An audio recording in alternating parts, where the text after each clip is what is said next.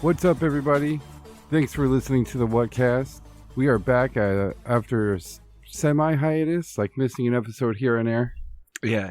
Thanks for bearing with us while we intermittently released episodes here and there. I apologize for all our free listeners, because, you know, we haven't been around much. And I'm sorry if you missed us. For those that ditched us, you're not hearing this, but I'm sorry, guys. I didn't mean it. But you can't hear me, so I don't care. So for everyone that's still here, fuck those guys, am I right? Yeah, better off for that, though. And for all of our lovely patrons, you guys are the absolute best, and thank you for sticking with us. We'll continue giving you all the stuff that we give you, but thank you. Yeah, just a lot of doctor stuff trying to fix my leg. Funny enough, Mike. We got 2 semi-robots now. Yeah. They got to you now, huh? I guess so. Funny enough, I was watching a video about some wrestler who broke his neck. I don't remember his name. You'd probably know him. But what I have with my back is called a displaced disc. And I was watching this video of this wrestler, and he broke his neck so bad. I was like, whoa, I just watched the guy die. But he literally called in to a radio show the next day and explained that he had 2 broken vertebrae in his neck. But that being the case, thank God he didn't have a displaced disc in his neck. Was it Big E by any chance? I think so.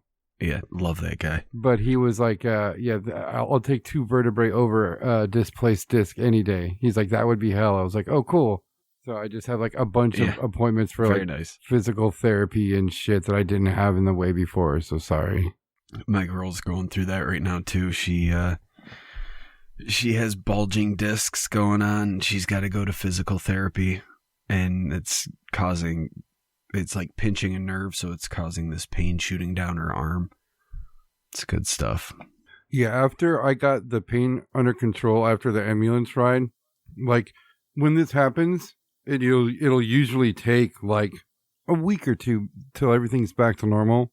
But what made me pursue going to physical therapy and shit this time was that I started getting which they say is normal for the situation, shots of numbness down my leg. But then I started getting jolts of freezing cold and then burning hot, and then oh shit, yeah, that's bad news, man. Mm-hmm. And then it wasn't numbness, it was just not there-ness, I didn't have a leg. And then for after that ambulance ride, I'd say for the first month, it felt like I would randomly step on a water balloon, my whole leg was just gone. It just felt squishy. Yeah. Ugh, gross. I hate that so much. I'm sorry. So they're yeah. I need surgery, but they're you're too fat and ugly. We'll try physical therapy first. I believe that they didn't say that. I'm pretty sure that's a way to get sued, is by calling your patient too fat and ugly for operation. Well, I've had my doctor say worse stuff to me. I would believe that they say they don't operate on half Yeti people. I would buy that. Or they don't operate people that have had sexual relations with sharks in the past 12 months. I would believe that. You can admit that those things are what they said. That's fine. You're among friends here. Remember, we got rid of all the fucking hanger-oners during the hiatus. They fucking left us. So everybody that's left are good friends. It's all lies. It's all lies. I didn't even go to the doctor because I'm really a mutant alien, and they would find out. Mateo, are you just a pile of barn owls with a beard? In the shape of a man? Yeah, they just somehow assume the position, and it's not even a beard, it's just a bunch of wings put together. Right, pointed downward. Yeah. Way to go, you fooled me this long. And I'm pretty good at detecting barn owls too. I commend you for your clever ruse, sir. Or should I say sirs? Or should I say sirs and madams? I don't know the sexual orientations of your barn owl pile. Or should you say Yeah, that's probably more accurate. But anyway, we're not here to talk about medical issues and piles of, well, we are here to talk about piles of barn owls, but you've heard enough of our medical woes. long story short, we're both old men and we're falling apart, and we've got like 2 to 3 weeks probably before our bodies just fucking turn to dust and we blow away in the wind. So, that hiatus was just to prepare you guys for our inevitable disintegration. Before we both melt like the bad guy in Indiana Jones. Yeah, we could do that too. Either way, just so long as I'm just a pile of nothingness in the end, that's fine with me. Whether it be goo or ashes or dust, I don't care. I'm fucking dead, It doesn't matter to me what I look like in the end. Nope. We're all worm food in the end. Or dust in the wind, according to the scorpions. And nobody in Patreon ever asked us to cover the scorpions, because I'm saying right now, we will not be covering dust in the wind, so don't ask. No, yeah. No. You guys gotta find somebody who can actually play music. Yeah. It will never happen. Never. Unless you guys want to record it along with the vocals. Then we'll put it out and say it's our cover of it, but you guys do all the hard lifting. Oh, yeah. Although, our good buddy Delago fucking comes through again. What'd he do? He's the one who showed me that AI music website. Yeah. We talked about that, guys. The time has come. AI music is here, and it's off, but it's pretty fucking good. It's incredible what you can do with it. We're not sponsored by them or nothing, but I'll put a link to one of our songs. And Mateo wrote me a song for vacation. Oh God, it cut me off. It cut off the end of the song. But that shit was so funny. I don't know why I like picking those slow country songs to do this to, but it's so good though. What was the other one that you sent me last week? Oh, it was about a country song about Mothman constantly attacking a man's beehole every time he goes out at night. So good. I can't put them on like the show, but I'll put a link to the songs in the show notes so you guys can listen to it if you want, and make a song and send it to us, dude. We'll put it in the show somehow. We'll figure something out. But if you guys want to know the real reason why Mike's going on vacation, check out the song in the link. Oh, God.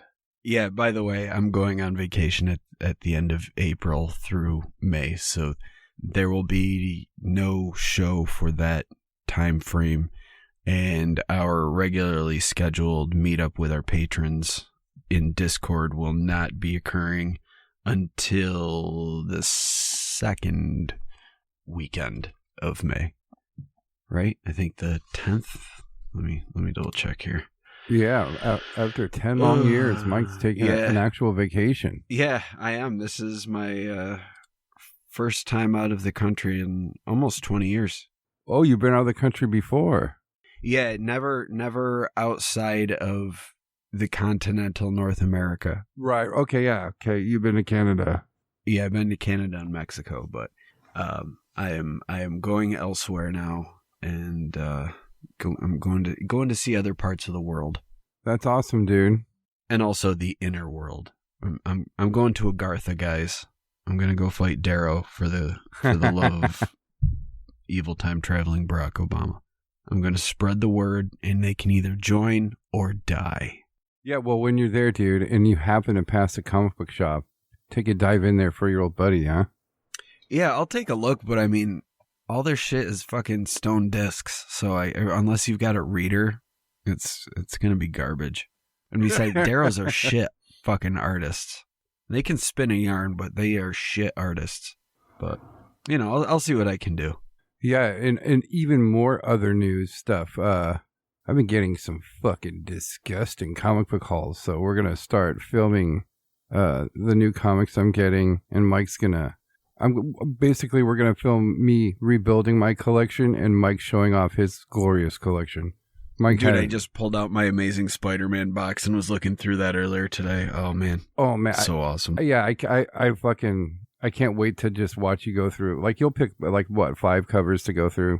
We'll just talk about who did the art and blah blah blah. But yeah, I mean, really, it depends. I might go take a full run and just look at the covers, not really go through the issues, but just kind of look at the covers, talk about the run, do that shit. There's a lot of stuff I haven't even read too. It's so, I'm so excited. Probably half of this box I pulled out I haven't even read yet. So I'm pumped, dude. That's cool. Yeah, it got to a point where I was collecting so much I didn't even have time to read most of my stuff because I was getting so much shit in that I was just like, fuck, man, I'm never going to have time. But now that I've stopped collecting, like for the most part, I still grab shit here and there, but I stopped like wide scale collecting. Now I can sit down and start going through my collection and start reading stuff that I kind of put to the side. I'm very excited for it. That's awesome, dude. Yeah. Like I've got years worth of Spider-Man runs to catch up on. That's rad. Yeah. Yeah, I've been lucky enough to come across a place where I get to take part in like an auction type thing. And I like just the last one I did, dude, I swear I knocked out like 4 lifetime grabs, like things I've been looking for like since I was a kid. I'm so stoked. I got asked what I wanted for my birthday, which is relatively soon, and someone's like, just pick a comic, like slabbed or not, whatever you want. And I'm just like, dude, after that last haul, I like pretty much got all the covers I wanted at least. So I'll be showing off all the shit I got, and we'll be talking comic books and maybe filming it with video. I'm not showing my mug. Don't get too excited. Yeah, we'd have to, because I don't have like. I don't know how people do stuff like that on the internet. I don't have a camera. People will use your phone. My phone's shit, for one. And for two, like, how do I make my phone make videos? I don't know, because I'm a fucking moron. So if there's anybody who's not a moron that can direct me, I'm not going to give out my personal email address, but you can reach out to me directly at whatever our email address. What is it? Is it the whatcasters@gmail.com? Yes, sir. Yeah, so the whatcasters@gmail.com. Send me an email. You can, as the title, say, "Hey, Mike, you fucking idiot," and then give me all of the things I need to do videos, and I will do videos if somebody can, explain it to a moron like me, or if somebody just send a fucking email. We'll figure it out. Yeah, Mike, if you're into comic books at all, Mike has a glorious collection. And to me, it's going to be a treat just to sit back and watch you flip through covers, dude. Yeah. The thing about my collection is, like, it's not that old either. Like, I don't know. I probably have a few things from the 80s. I don't think I've got anything earlier than the 80s. And the bulk of my stuff is from the early 2000s. Wow, see, that's the exact opposite of what I collect. So that's like when I was here, we'll take up more time with comic books. When I was coming up and collecting comic books, it's very different than it is now. When you walk into a comic book shop now, it's just like just walls of all the new current issues of shit. Right. Yeah. There is no backlog. Back as far as I can remember, you'd have to start asking if they had back issues and stuff. But when I was a kid, there was all that shit. But they had all the backlog stuff there, but they had a bin of shit where poor little Mateo would dig in that was like the quarter bin. And for some reason with comic books, Mike, I don't know if you'd agree with this or not. When we were kids and we were digging in the quarter bin, vintage comics really didn't mean shit. People wanted the new shit. So right. Especially in the 90s, like once something was like 5 years old, like if it was 95 and you had a comic from 1990, like, oh, fuck this. Because the market was so fucking saturated in the 90s. Like everything had a chromium cover and everything had 28 variants. And so it was like really encouraging collecting, but as a result, dropping the values of books and everything. So you could, even still, a lot of those X-Men books you can find in dollar bins, no problem. Right. Yeah. You guys would be shocked to hear what I've found at my local bookstore for $1.99. I've found some very interesting stuff in there. In my, when I was digging through the Spider-Man stuff, I found this, it was a Spider-Man annual, and it was still in the shrink wrap that it was shipped in. It was the first appearance of a character named Annex, who was like a Z-level villain. But it also came with 2 of those Marvel trading cards in there. Oh my God. And they're perfectly mint and everything is still shrink wrapped and everything. I found that in a fucking dollar bin. Whoa. Yeah. So I mean, it's not a super valuable comic or anything, but just the fact that it was still shrink wrapped and it had the cards in there and everything, it's just fucking cool. I love that shit. Yeah, dude. That's one of my spots that I go to. They had a New Mutants issue that looked cool, but I'm like, it had Cable on the cover, and I'm like, I don't like New Mutants too much. I don't give a fuck about Cable, so I passed. I kind of try to save what money I was it the first appearance of Cable? Yes, I didn't know that. I did not know that, fuck, dude. I did not know That's that. rough. It was $12, and funny enough, the auction for that week, he had that comic up, and it sold for $90 like in half a second. And like, yeah, I used to have that comic too. I can't like drive far enough to where it is with the way my leg is. I can't do it. So I've just been fucking sitting here boiling, wanting to go back. But again, like I would just probably like trade that off towards other things. But like I was thinking about the quarter stuff, like all the stuff I collected for some reason didn't mean shit then. But it, like when I turned like 20, turned like really vintage. And now it's just all like almost impossible to find. And now all the 90s stuff is vintage. Like there's stuff that I have like next to my toilet that I read that I saw somebody selling like not slabbed for like $140. Wow. I was like, what the fuck? So I like reevaluated what I have, but it's just been a blast. I've been finding some weird ass comic books. I found a Spider-Man comic book that's 100% in Spanish that was, and it's printed in Mexico. And Mexico was printing Spider-Man comic books, but they were just reprinting Marvel art and the storyline. But Mexico ended up loving Spider-Man, and they printed them faster than normal, and they pretty much consumed the storyline. They caught up to the U.S. storyline. So the company who was printing them literally went to America and asked if they can produce their own Spider-Man comic books, their own artist, their own storyline, and Marvel said, go for it. And I fucking found that in the dollar bin for like an issue of these like completely Mexican produced Spider-Man comic books. There's only 75 issues in the run, and it's from 1982. And I got it for like $9. And to me, that's like the best thing about comic books. That thing made its way from Mexico, who knows when, all the way to the Bay Area, and is now on my wall in 2024. I think that's fucking rad. Yeah, that is pretty cool. I remember back in the day, they used to sell comic books at the dollar store, 3 for $1, but they never had any Marvel or DC, but they had like Dark Horse comics and like old Image comics when Image first started. And I remember one time, and I mean, I was fucking maybe 9, 10 tops when I would go there and grab comic books, and they had like super violent horror comics, like zombies eating babies and killing priests and shit, like just wild stuff.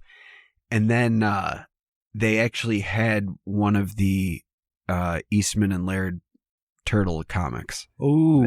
And I scooped that up, and I remember being so disappointed with it because like I was expecting the Ninja Turtles that I knew, and that wasn't at all what was in this comic. and I didn't take care of it. I didn't take care of any of those comics at all, and it got beat to shit. But fuck, man, if I had one of that from the original Eastman and Laird run, like fuck, I got it at the dollar store for 33 cents. Yeah, dude. I used to get at Costco. They used to have like it was like a bundle of 2 stacks of 10 comics, and every time I went, I'd buy that shit.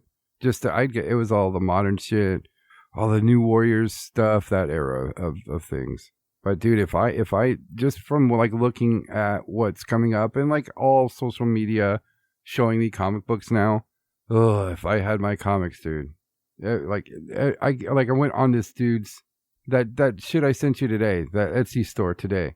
Out of stuff that I was interested in, there was 2 things that I didn't used to have.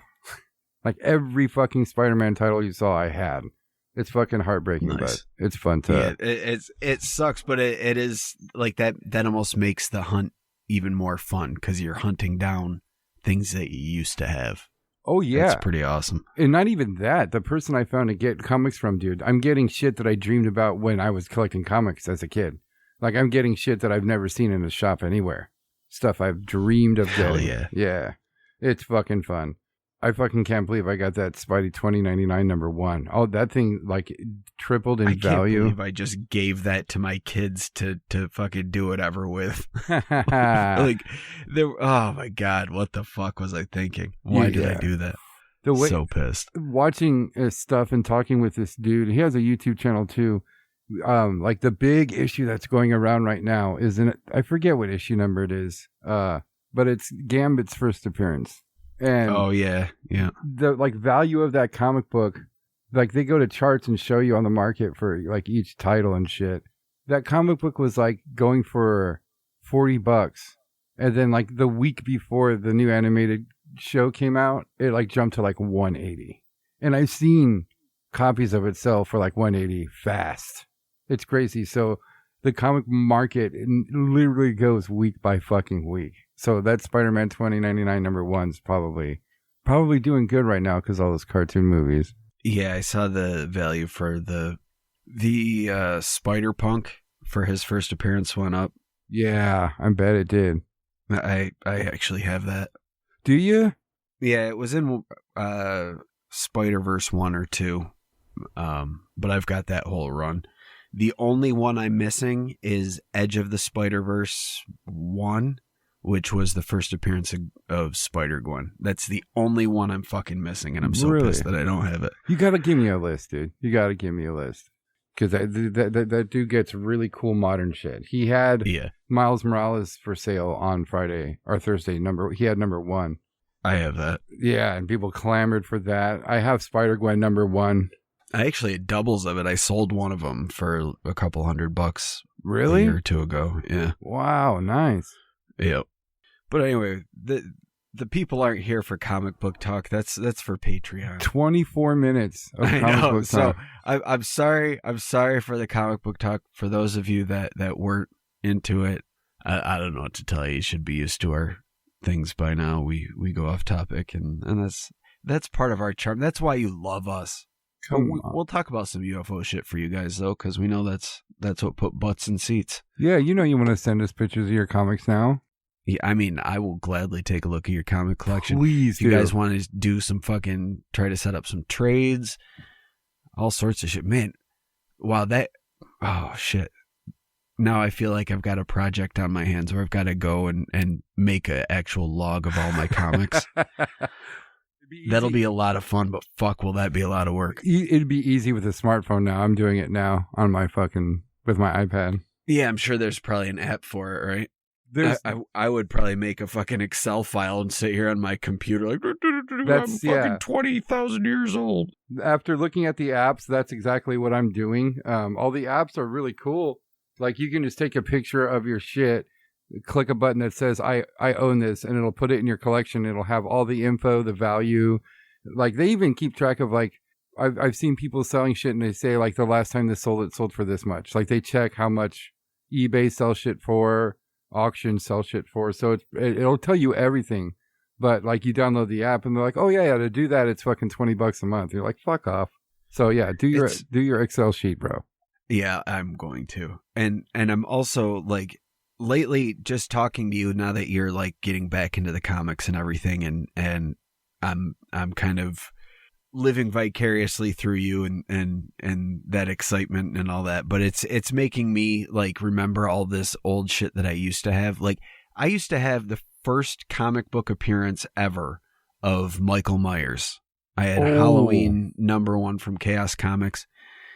And for some reason, like, I don't know, probably fucking 20 years ago, I just sold a bunch of Chaos Comics. And I think it was like 15 or 16 comics, and I sold them for like $9.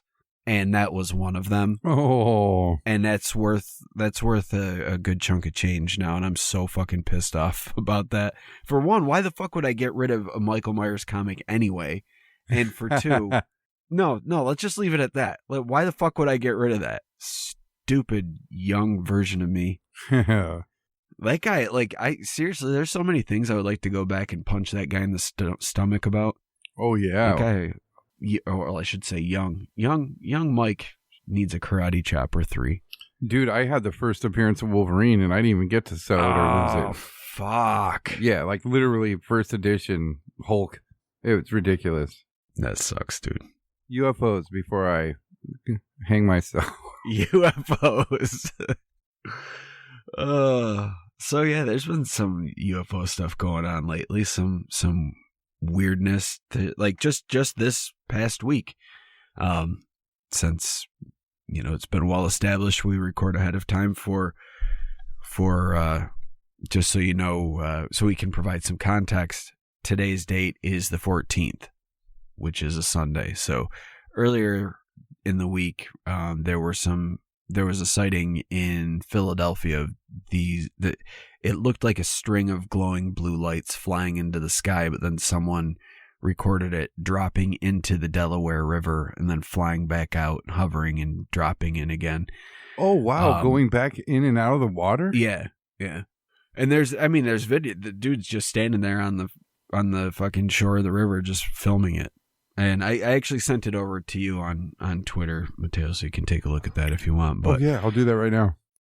But it's just a string of blue lights. But I'm going to get back to the blue lights. That's not really the purpose of the show, but it's going to kind of tie into some things. But with the sighting, that got me started checking for other, checking Twitter for other people that may have seen it as well. And I started going down this rabbit hole where these things have been seen for years now in multiple locations all over the place.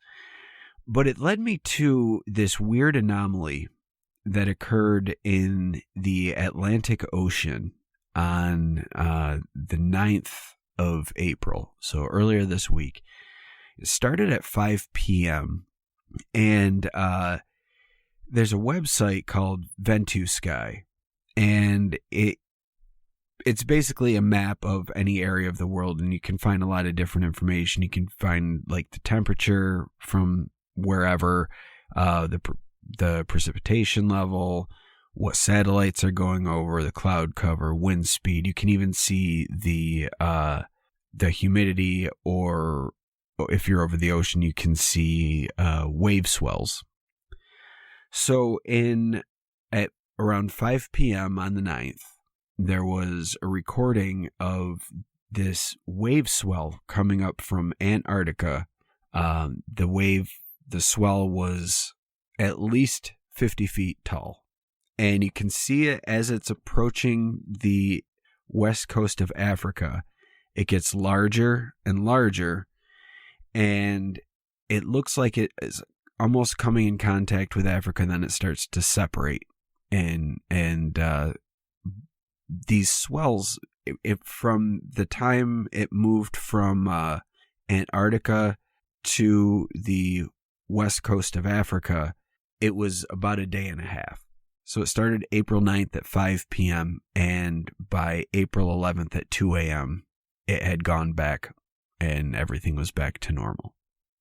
But there were no reports of these 50-foot waves.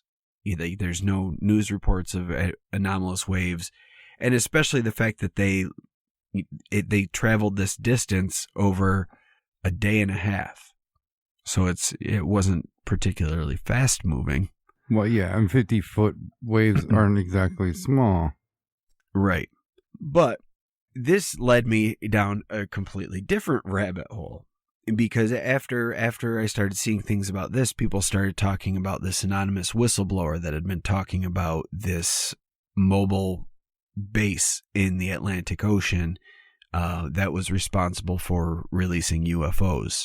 So I went deep into this rabbit hole, and I'm going to kind of touch on some of the things. Before I even get into it, I want to be completely open and say that there's nothing to back up this guy's claims whatsoever. It's an anonymous guy who was posting to 4chan, claiming to be someone who worked in one of these government programs who is now dying of liver cancer. So at this point, he doesn't want to get anyone that he's associated with in trouble, but also if they find out who he is, he doesn't care because he doesn't have long to live anyway. So he went on to 4chan and started posting, and you know, anyone who knows about 4chan knows it's definitely not the place you're going to go for reliable information. But with this thing that's going on here, I thought it would be fun to kind of go through what he was talking about and maybe see whether or not we think he might be onto something, or if this is just some dude making shit up. I don't think it's hard for you guys to guess which side I'm going to fall on, but for the sake of the story, we're gonna move forward with this guy being legitimate, just for kicks. You guys can make your own decision on it. But he started out by posting that basically he has intimate knowledge of what the U.S. currently knows about UFOs, with the exception of anything that's come out in the last 2 years. 2 years ago, he was discharged from his position, and he has not remained in contact to find out what's going on. But he's claiming that the UFOs that we see today, the modern day UFOs, are primarily unmanned drones, and they are built to spec each time they're deployed. So they're created by this mobile construction facility that hides in the Atlantic Ocean, and when it releases these craft, they're released for a specific purpose. There's some that are there just to observe. There's some that are there to mine and harvest minerals, things like that. There's some that are there for abduction purposes, some that are there for biological samples, not necessarily animal, but you know, potentially like bacterial plant life, but also animal as well. But each time they're built specifically for the function they're being released for. So that's why there's so many different types of UFOs that are sighted. He's saying that the construction facility is housed in the Atlantic Ocean. To his knowledge, it's only left the Atlantic Ocean twice in the whole time that the government has been aware of it. Both times were before he started working for this particular group. And he said with this sort of information, it's very compartmentalized. So you are basically given the information you need to know to be successful where you are positioned. You are strongly discouraged from asking questions that aren't relevant to your specific job. So he said anything that he heard that wasn't related to his job was kind of something that he overheard, and he never followed up with any questions because it would basically be career suicide. But he did say he had heard about the base leaving the Atlantic Ocean twice, and he had heard about it going to Antarctica on one occasion, but doesn't know what it did down there and doesn't know why it was down there. Okay. He said they are aware of where this thing is. They have tried to approach it a few times. Anytime anything comes close to it, it will destroy it completely, leaving no evidence, and then the base will disappear for days, and they won't be able to find it again. It's like the Vanishing Castle from Kroll.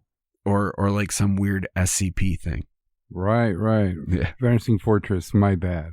I made like 5 80s kids go, oh, come on. Yeah.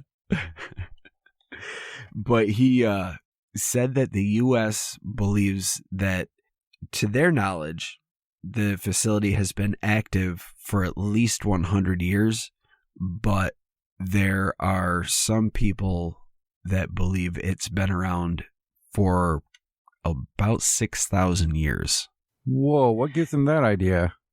Well, he's saying that they came to that conclusion through sightings that were recorded in history, I guess based on the area, of where these sightings were seen, in addition to various references, or what he deems to be references in ancient art.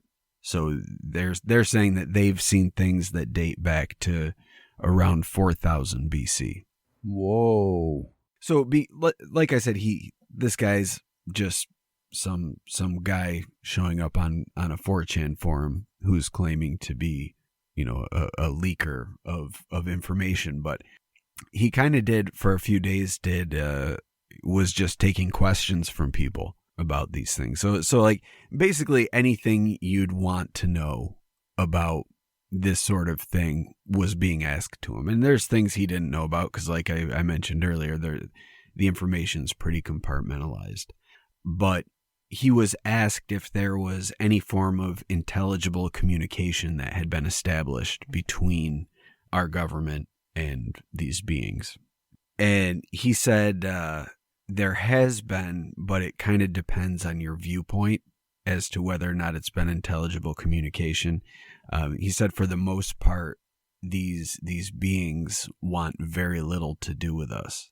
And usually they just kind of do their own thing and for the most part lay low until we start bullshit, like mostly things with war or threats of nuclear disaster, or even really big natural disasters. They'll roll up and they kind of show up. So and you kind of see that, like if I were to tell a story or try to play the role of this guy, that's easy. That's an easy enough claim to make, because just if you're interested in this sort of thing and you study it, it's really easy to see that sightings of UFOs go up whenever there's war or disaster on the horizon. So, it checks out, but also doesn't really prove anything. Right. So this thing under the ocean, this mobile control unit or whatever the hell it's called, mobile construction unit. There's apparently biological beings on board, but it's mostly run by AI. So like all their construction mechanisms, all the thing that make their ships for, whatever purpose they're designed for, that's all created, built through AI machines. And the beings are just there. So some people asked him who these beings are, and he said it's basically grays. He didn't call them grays, though. He said they look like what you would think a gray alien would look like. Almost like a gray, he says? Yeah. I wonder if it's like a aqua augmented gray. Yeah, I don't know. Or like if maybe it's just not exactly like a gray alien, but it's, close enough to draw the comparison. But because he worked for a branch of the government, he was basically monitoring this thing, and he was one of the cleanup teams for crash retrievals. So he was the second team, I think he said. The first team would come in and take any biological matter out, so like any dead bodies, and take anything that was like loose that would be deemed important, and then his crew would come in and start to break down the essential stuff, and then the other crews would basically break down the outer shell of the craft, and that would be it. But he said with these crashes, because we don't want to, we've got like this kind of weird thing where we're not engaging with them. He said if there's a crash, what they will do is monitor the crash and just wait for the beings inside to die before they go, because they don't want to approach a downed craft or, kind of, I guess, be looked at as trying to take a violent action against the Greys. Right. Because obviously they're far superior to us. But with all that in mind, he says that the U.S. believes that they're not here to harm us. And they seem to, like I said, they only seem interested once we start once we start going to war or get damaged with disaster. That's when they start showing up. But more than once in this whole thing, he kept referring to them as kind of a sort of zookeeper. And he said they'll act like zookeepers and they'll be uninterested in the day-to-day life of the subjects until there's a problem that shows up. But many times he referred to them as zookeepers. So like almost like, and I don't know if he's just saying that like because they watch us but they don't get involved. I don't know, but he continually draws that comparison. But because he is one of these groups that was called in to retrieve crashes, he has some knowledge to the makeup of these things, and he said that there's two rare elements that are fused together, and one of the elements is unrecoverable. Like it's not something that can even be obtained on Earth. So it's something that we're not even really completely aware of what it is. But he does also make reference to Bob Lazar, and because someone asked him about Stephen Greer and I can't remember, somebody else and Bob Lazar. And he said he's not aware of the other ones, but the only person he's heard go public that he 100% believes is Bob Lazar. And he said that the element 115 thing was accurate, and that's what these things do run on. He said it's they're kind of like a gravity drive sort of thing. And I think Bob Lazar talked about the gravity wave that these ships are supposed to be issuing that allows them to traverse the folds of the universe at fast speeds, but really it's more like they're just jumping through time kind of. Whoa. But he was asked if these things are so if they're so advanced, why do they crash? And he said that things, even advanced things are prone to failure from time to time. And he said sometimes the parts fail, or a gravity engine, when it hits a certain area on the surface of the planet, it can be like crossing an intersection. It'll cause it to fuck up and crash. But he said, well, in the past, they used to, when they would find these crashes, there would typically be dead bodies in there.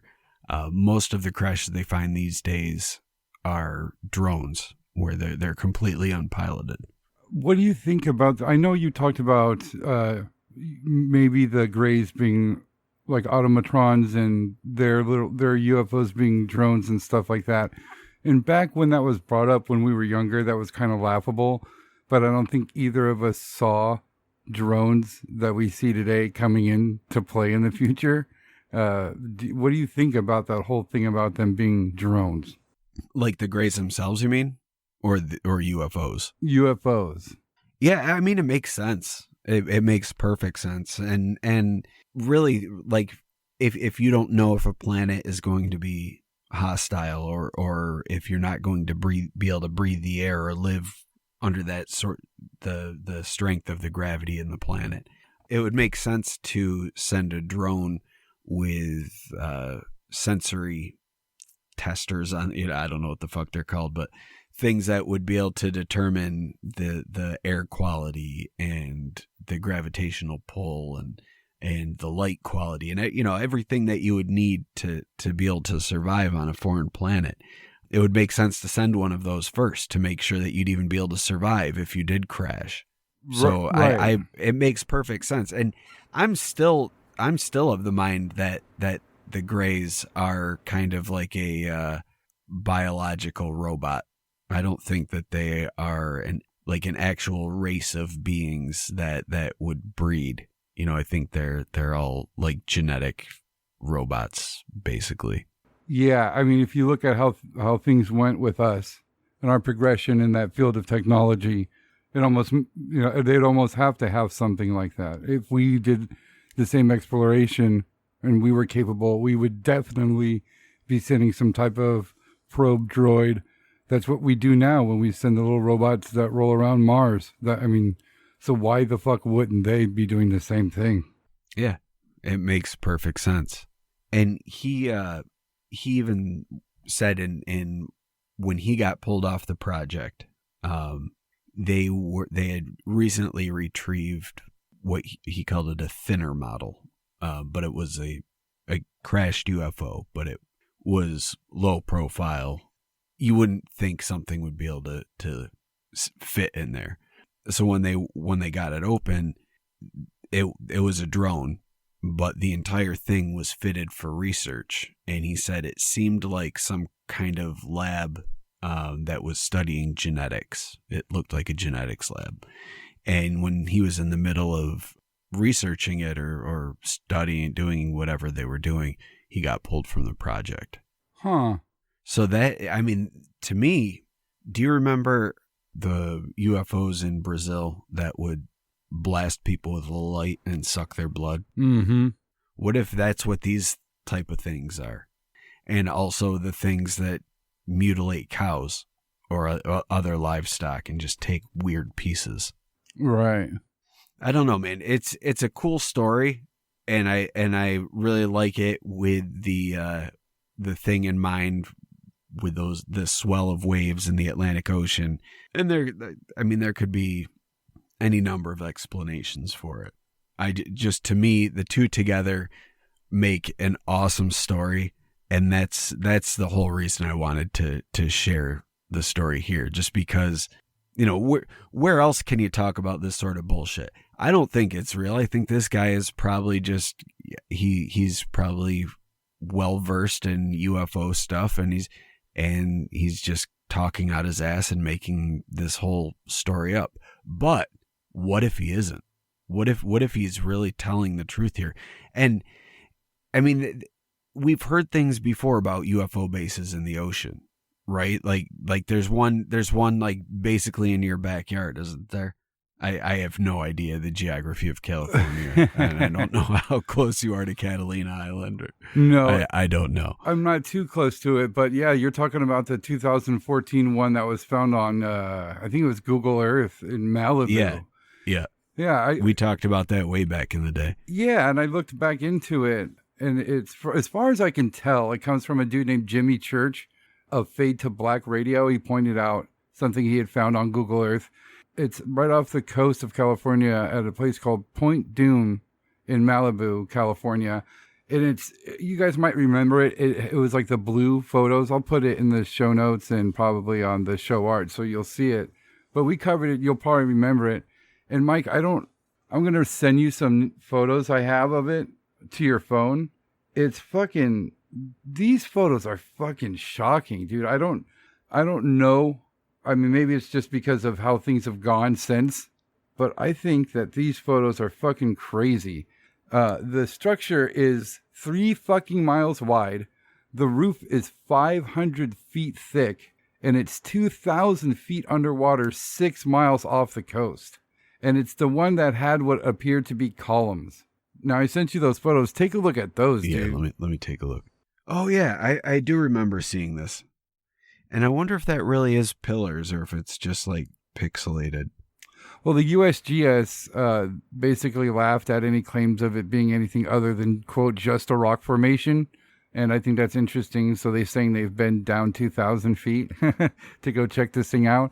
They say it even has a name. I don't know the area, so I don't know if it had this name before, but it's called Sycamore Knoll. But I guess Rob Lowe had a TV show in 2020. And they sent like a robot camera rig thing to this cave formation. And I didn't watch it all. I love you guys and gals very much, but just not enough to watch an entire episode of a paranormal show hosted by Rob Lowe and his 2 sons. But for I remember hearing about it, and I was like, I thought it was awesome. I'm like, yes, because it was one of those things where the creators of the show weren't looking for like a famous face. This was one where he was like, I'm super into this and I want to talk about it. So I was like, fuck yeah, Rob Lowe. Yeah, after watching what I did, I mean, it's not my bag, but it wasn't bad. So you know what? Maybe I'll put the episode in the show notes if I can find it. But from what I can gather, they lost the signal or the robot itself, so we never got to see it, surprisingly. But again, those images are crazy. I think that shit is 100% engineered. I've done a lot of studying of like ancient Roman architecture and stuff. I'm not saying ancient Romans built it. It may be some type of ancient Roman structure that's now in the coastline, maybe, but it looks like it's like all the gaps are perfectly spaced apart. It looks like it's built on purpose. The specs on that thing are fucking totally by design. I think that thing's completely unnatural. I think that saying it's a rock formation is as good as saying swamp gas or UFOs. I wonder if all the people who said that shit in cases where it's clearly not swamp gas feel dumb now that our government's admitted that there's UFOs. Well, it was the same government that was also saying it was just swamp gas. So, I mean... Right. But I find it hard to believe it coincidentally absolutely perfect design for an underwater base. It's like if we were stoned and talking about comic book shit and you asked me to describe your perfect hidden superhero or villain base, this thing is fucking it. That's where I'd put my base. That's how deep I would put my base. That's how much of a top layer I'd have on my base. And those images, I guess they just come with everything that's come to light since 2014. I think they like had an extra added 20 pounds of holy shit to them, because I just don't buy that it's a natural formation. I've never seen an underwater formation look like anything remotely close to that. Are you still impressed by those photos, or is it? Do you agree that it's just a rock formation? To me, I mean it's undeniable. I would have to say no, and just because they're not clear at all, and it very easily could just be a rock formation. I don't want it to be. I want it to be a supervillain and or alien base. More than anything, really, like way cooler than a rock formation. But also, I would like to throw out, even if it is just a rock formation, does that really mean it can't also be a supervillain / alien base? Exactly. Maybe it's not an underwater alien base, but I definitely think it's something engineered. I would believe it's ruins to something more than it's a natural rock formation, because it looks perfectly engineered and designed. I do not buy rock formation. No, not at all. Huh? Not at all. No way. I mean, we can go back and watch 30 years of National Geographic underwater photography shit, and I've never seen some type of cave that had like multiple columns and perfect arches with perfect spacing in between them. Nothing even close to that. I think we would have run across, if that was a phenomenon that happened to fucking reefs or rocks underwater, we'd see it elsewhere. Like to that degree, like with like a perfect amount of columns spaced perfectly to support a fucking, what was it, 500-foot thick slab of rocks and sediment, 2,000 feet under the water, 6 miles off the coast. It sounds too perfect to me. It does sound perfect. I will give you that. Yeah. Isolated, away from people, no hope of traffic. Sounds amazing. I want to move there. Me too. Fuck yeah, dude. Let's make it an underwater podcast base. Yeah. We're taking over, aliens. This is now Whatcast Central. Well, while looking up that underwater base, supposed underwater base in Malibu, I came across an article that I found fascinating. It had an interview with a person too, but UFO researchers, along with Harvard astronomer Avi Loeb, were searching for a meteor that fell to Earth 15 miles off the coast of Papua New Guinea in 2014. That's when the meteor fell. Now, what made this meteor interesting is that, according to NASA, and I guess they can just tell this shit via density tests and shit, it was made out of basically the strongest material that they had found in any other space rock or meteor in the past 10 years. So it was very unique. So that strange material prompted this expedition to retrieve this meteor. Now, he goes into detail about what they're looking for and how they're going to look for it.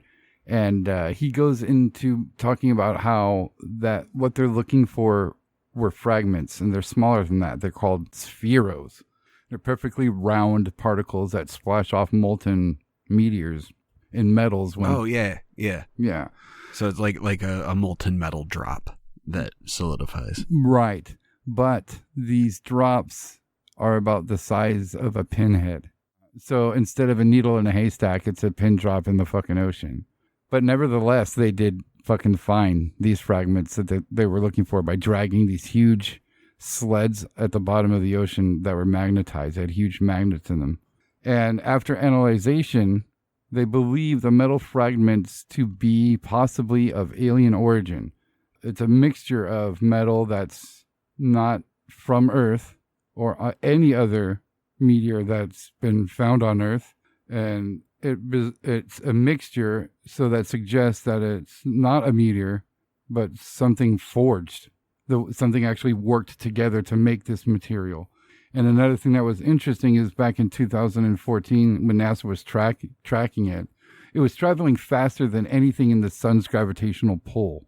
It was actually traveling 95% faster than the stars around the sun, suggesting it had its own propulsion system or was launched from somewhere outside of our solar system. He basically explained it had to be. As soon as they saw it, it was ignoring the gravitational pull of every other planet, even the sun, and just made its way to Earth and hit it. And they even asked him during this interview, so like what, basically as dumb as they could, like what makes this meteor special? You know, why is it weird? And he's saying that it's not of a material that they've ever found before on a meteor, and it's of a mixture of two different things, and that suggests that it was actually worked with intelligent design. And that, combined with the fact that it clearly comes from outside our solar system, may suggest that it's alien. And that interview is from fairly recent. So maybe that comes off of UFOs when they reach our solar system and then go into the ocean to hide. Oh, maybe. I didn't even think about that. Yeah. I mean, how much of this shit's I wonder if they just drag those things anywhere, they're going to find this weird shit. If we're finding those fragments and they're dragging it, I mean, if they could pinpoint where it fucking fell and find these fragments in the fucking sea, where's the quote meteor? Where's the quote UFO? Well, maybe it just sunk down to the seabed. Well, it's probably a byproduct of entering the ocean. It probably happens every time they do. I bet you that shit is everywhere. There's alien goo everywhere. All over our oceans. That's why the fish are dying, man. They're dying from alien goo. You heard it here first, guys. Alien goo kills fish. Our earth fish. Alien fish love this shit. Oh, alien fish thrive on it. Yeah, not ours. Little alien kids feed their alien fish pets alien goo. Mm-hmm. It makes our killer whales kill trainers in SeaWorld. Yep. Coincidentally, it also makes the people at SeaWorld think that enslaving whales is okay. So it works both ways, you know. They lead them to their own demise. They're like God in the book of Exodus. Fuck you, Pharaoh. Yeah, it's a byproduct of working with the fish that have grown up with that alien goo in their bodies, is that it leaches to the humans, and they're like trying to rule the underwater kingdom for some reason. The founder of SeaWorld grew up on a coast coated with alien goo. Slowly over time, he fucking wanted to rule them all and started caging mammoth fucking whales, making dolphins do backflips. And that's where I'll get them. Yeah, little did he know they would revolt due to the alien goo and start fucking smashing trainers. Yeah, well, can you blame him? Damn the man. Damn the man is what they say. Damn the SeaWorld man. Yeah. No, they're probably pretty pissed at all of us. They don't know. Oh, yeah. They don't know that we don't all as a species condone that behavior. And they're like, you know what? These people are fucking pricks. They're probably telling the aliens about us, and that's why the aliens are doing all this fucking weird shit to us. That's why the aliens go into the ocean. They're like, what are they doing now, guys? Yeah. We'll protect you, whale brothers. Yeah, I hope when like some astronomically big creature with bat wings and the head of an octopus does come out of the ocean, that it's like, so like when we learn to communicate with it, it's just like, what the fuck, you guys? I can't even breathe in this water anymore. I hope it's like something as dumb as pollution. Not that it's time to like ingest all of humanity's souls at once and send them to space. It's just, he's going to kill us all because we're pigs. Yeah, he's not far off. But getting back to, while we're on the topic of water UFOs, I want to get back to what I talked about early in the show, these weird glowing light things. Yeah, you know what? Coincidentally, Delago sent me both the clip of those lights and the water anomaly thing. Oh, really? Way to go, Delago. Yeah, I was like, yeah, we're covering that right now. A man of the people. The people's champion. Yeah, for sure. But this thing, for anybody, I don't know how many people saw it. Obviously, Delago saw it, but there's this thing. It looks like a string of lights that just comes down from the sky, goes into the Delaware River, and comes up, like I said earlier. Can I just say, I hadn't seen this and you sent it to me, and I have to say and interject, these are not just lights. These look like fucking He-Man lasers, dude. It's a weird color. It's insanely bright. It's like fucking Stormtrooper laser blast. It is a weird type of light. Yeah, and these have actually been seen like all over the place. In 2019, there was one that was seen in above the 29 Palms Marine Base in San Bernardino. There was one in Oregon that was recorded. There've been, I don't even remember where these other ones were.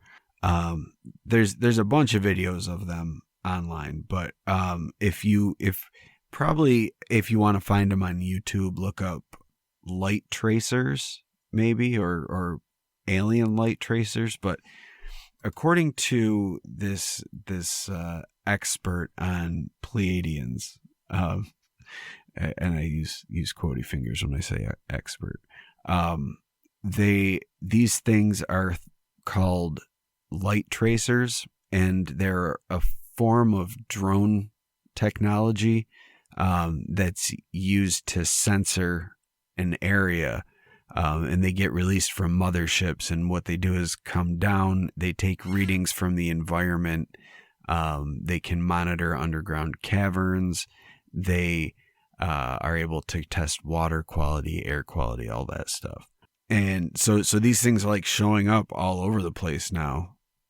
Like I said, there was 2 in 2019, one in Oregon, one in the military base. There was the one in Philadelphia on the 11th. There was one in March in Arizona, and it's spotted by many different people. Now, I do have a proposal here, a mundane proposal, if I may be so bold.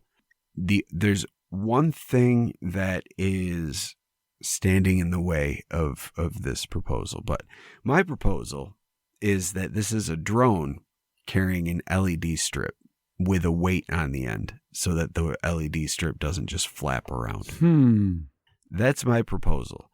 The one thing standing in the way of that, at least as far as this one in Philadelphia is concerned, is that there's no sound coming from it. And it doesn't look to be too far away from the cameraman when it's going into the water. So I don't really know. You can't see a drone. It looks like it's just a glowing light, but drones are pretty small now. So I don't know. But that's my potential theory, I guess. I don't think it's Pleiadian space lasers. No, and with, like we've said many, many times, at the risk of sounding like a broken record, we've seen how easy it is for people all over the world to orchestrate something like the strange sounds in the sky. Yeah, it's part of it's part of conditioning. They're conditioning us for aliens so that they can do the Project Bluebeam and blow shit up and blame aliens. I mean, when they started doing the hearings, you said we're going to start hearing a lot more about UFO sightings, seeing a lot more, and that's just the case. The footage like that is just commonplace now. But I don't know if this is related to these or not. But there's also been these cases of weird blue glows in the sky. Have you seen any of that? No. So there was one. Let me find it really quick. Yeah, there was one in the Netherlands in 2001, and just this weird blue glow in the sky. And then there was another one that happened in New York City. And it's just this weird blue glow in the sky. Nothing really behind it, just a big blue glow. Is it spherical at least, or is it something that like lights up the clouds? No, yeah, it looks like it's like an overcast, and it's just like this blue glow among the clouds. It's weird. Very weird. And then there was another one that happened in Wales. That's just a blue glow. Huh. So I don't know. And then if you want to go back and talk about remember the Norway spiral? Yeah. Just a weird blue glow in the sky, but it was a spiral. That was supposed to have been just an out of control missile, but was it? Who knows now? Now we can't say. Yeah. It's the world may never know. It's the Space Force. Yeah. Well, I mean, also, isn't that kind of weird? We've got a branch of the military now called the Space Force. Yeah, that's something that we never expected. That's something I never would have dreamed that there would be an American Space Force set to patrol the skies, keeping your liberty safe from the others. Yeah, I don't know. I just think all of this together is just a really fun story. And I would love this to be the reality of the situation. Like, so think about let's go back to this dude talking about the underwater base and maybe the Catalina Island underwater base and any other underwater base that may or may not exist. Especially with them being as old as they are and they've constantly been there. Like, at what point are they no longer aliens? You know, like they've been here for 6,000 years at least. Right. No kidding. Like, I kind of feel like they have the right to not be aliens anymore. And who's to say they weren't here even before that? And that it's, you know, I just feel like it's something that has been here since we've been here, at least, if not longer. And I don't mean that in an Ancient Aliens sort of way. Like, I just think it's something that we don't know about completely and we don't understand. And it's not for us to know about and understand. We're just supposed to exist with this being there, like this great mystery. And it wouldn't surprise me in the least if this tied into most religious beliefs and a lot of the paranormal phenomenon that occurs is all tied to this. As I've said millions of times before, I've done numerous shows talking about that bullshit. I've been beating that drum for the past 10 fucking years. But I don't know, to me that just, it makes the most sense, especially when you start seeing all this overlap. Right. I can't wait for an answer to some of this shit. You'll never get it. Yeah. You're not worthy of the answer, Mateo. No, I'm just one of the millions and millions and millions of sheep. Yeah. We're not even worthy of being sheep. We're like we're bugs. We're those bugs that splatter across the windshield when you're driving down the highway. Yeah. Just unidentifiable splats on the windshield. That's all we are. We don't fucking matter. Thank you for listening to the Whatcast. You can find us on Twitter, Instagram, Facebook, iTunes, and YouTube. Enjoy the podcast. Get yourself a Whatcast t-shirt or a sticker pack. Who was that dude on that one episode? Try the links in Homie's page. All this and more can be found at www.thewhatcasters.com. Thanks again for listening and have a great week.